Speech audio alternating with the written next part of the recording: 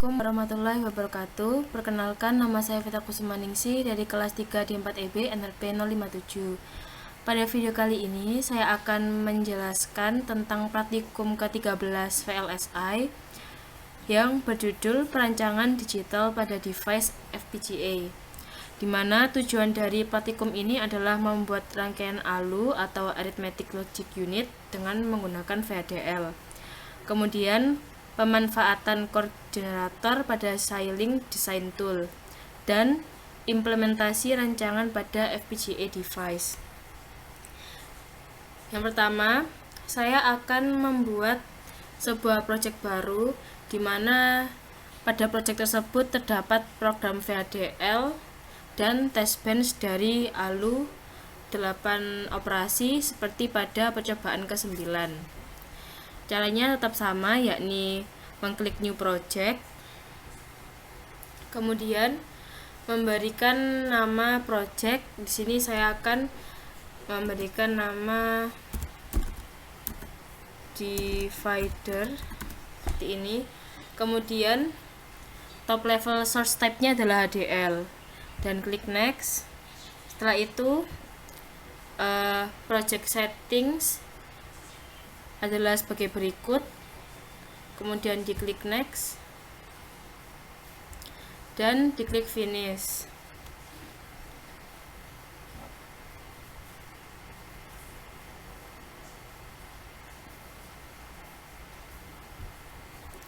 Kemudian jika folder projectnya sudah dibuat, maka yang pertama adalah membuat file VHDL-nya terlebih dahulu dengan cara mengklik nama project. Ini klik kanan, kemudian new source. Setelah itu memilih yang VHDL modul. Di sini saya berikan nama ALU begini untuk Arithmetic Logic Unit. Kemudian diklik next. Setelah itu untuk entity name-nya adalah ALU dan arsitektur name-nya adalah behavioral. Kemudian diklik next dan finish. Kemudian saya akan kopikan program VHDL ALU yang sudah saya buat sebelumnya.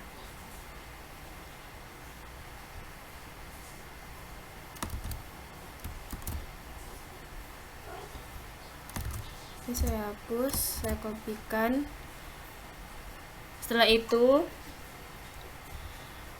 langkah yang kedua adalah membuat core generatornya terlebih dahulu.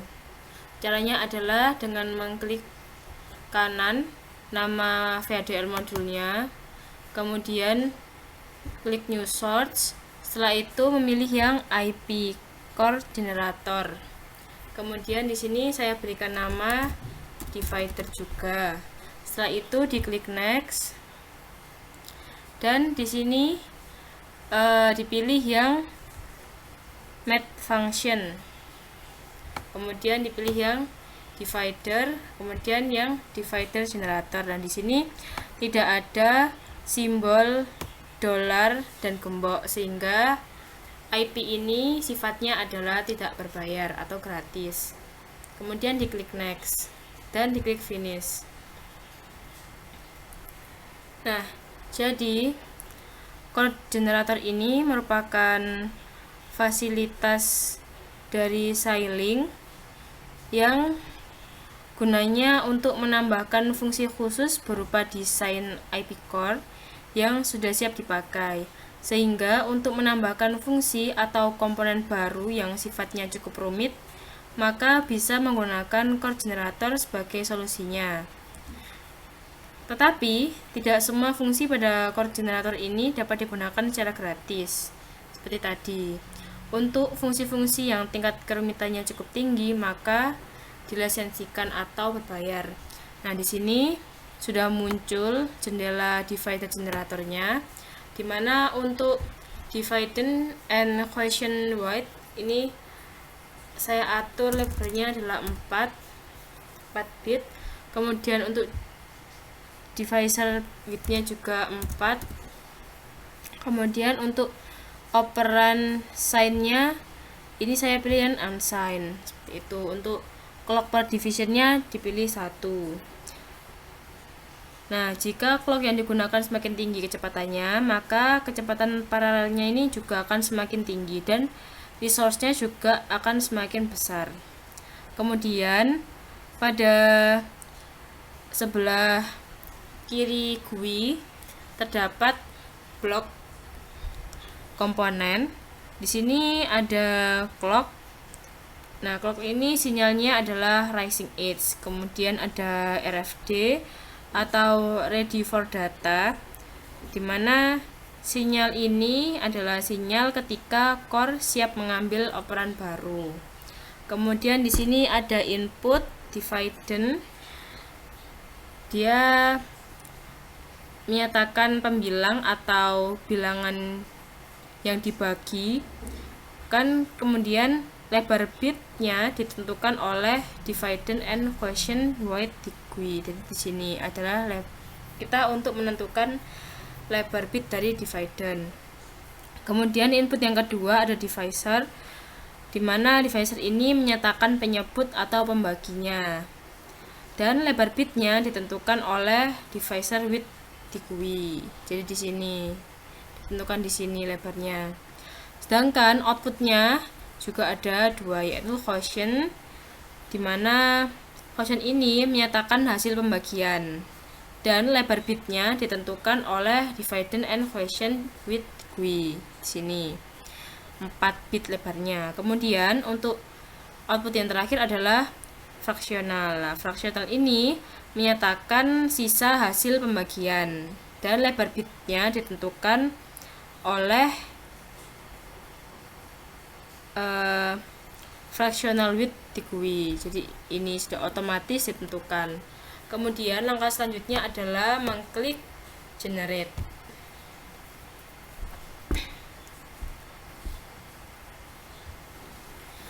Nah, di sini sudah muncul simbol lampu yang berarti core generator dari dividers itu sudah berhasil dibuat. Kemudian untuk memanggil si core generator ini agar bisa dimasukkan ke project ALU yang sudah dibuat, maka dilakukan pemanggilan. Nah, di sini ditambahkan clock, kemudian ditambahkan komponen, kemudian nah di sini juga ada untuk port mapnya. Jadi ini hampir sama seperti membuat hierarki, tetapi ini bukan hierarki. Jadi ini adalah pemanggilan dari core generator agar dapat ditambahkan ke project yang sudah dibuat. Nah, untuk melihat program apa saja yang ditambahkan, caranya adalah dengan membuka folder ipcore_dir. Jadi di sini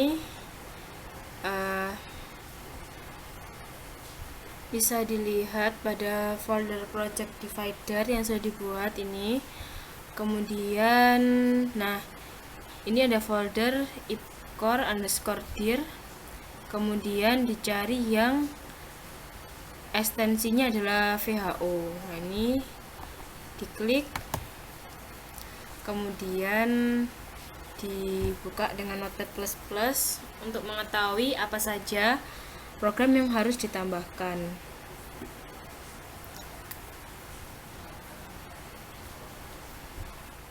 Nah, mohon maaf karena Notepad++ saya tidak merespon atau not responding, jadi langsung saja saya lanjutkan ke pembuatan test bench-nya. Jadi intinya untuk melihat sintaks mana saja yang perlu ditambahkan ke project, maka dilihat yang divider, kemudian ekstensinya adalah WHO. Setelah itu untuk membuat test bench-nya, maka untuk view-nya diubah dari implementation ke simulation. Setelah itu nama projectnya diklik kanan, kemudian pilih new source. Setelah itu milih yang VHDL test bench. Di sini saya berikan nama filenya adalah alu_tb2 seperti itu, kemudian diklik next. Setelah itu yang dipilih adalah file alunya, karena ini adalah file VHDL yang akan kita buat simulasinya. Kemudian diklik next, setelah itu diklik finish dan menunggu beberapa saat untuk software ini mengenerate programnya.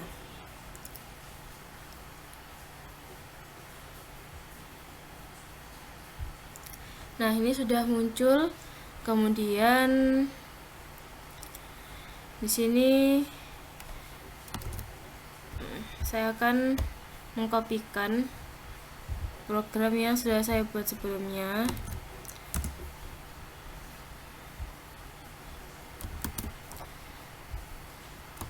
Paste, kemudian dicek sintaksnya. Oke, saya tuh menunggu beberapa saat. Nah, setelah itu di simulate behavioral model.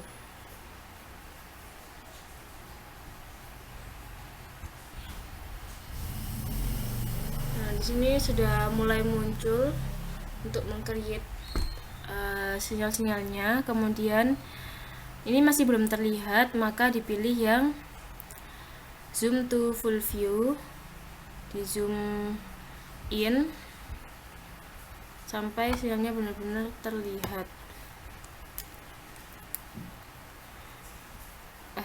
Maaf sebelumnya saya ini belum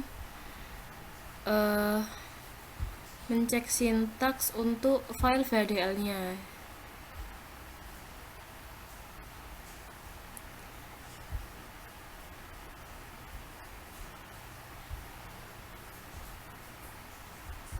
Ini coba saya cek sintaks.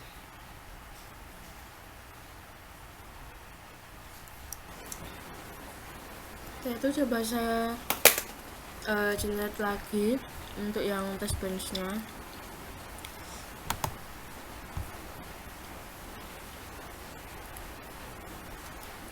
Kemudian saya klik yang simulate behavioral model.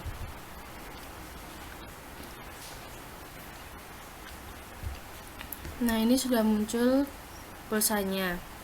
Mohon maaf, jadi tadi sambil saya pause agar tidak menunggu lama pada videonya. Kemudian untuk melihat pulsanya secara jelas, maka dipilih yang zoom to full view. Setelah itu di zoom in sampai sinyalnya terlihat. Nah, kemudian di zoom in lagi di sini. Di sini ketika 110 pada selektor, maka operasi pembagian akan dijalankan, dimana nilai A adalah 8 dan B adalah 4, sehingga 8 dibagi 4 adalah 2 dan sisanya 0. Maka pada hasil pembagiannya atau resultnya di sini dibagi menjadi 2, 4 bit atas dan 4 bit bawah. Nah, pada 4 bit atas ini batasnya sampai sini. Nah, di sini nilainya adalah 2 dan sisanya adalah 0. Jadi hasil pembagiannya dirasa sudah benar. Mohon maaf apabila ada kesalahan. Terima kasih sudah menyaksikan. Wassalamualaikum warahmatullahi wabarakatuh.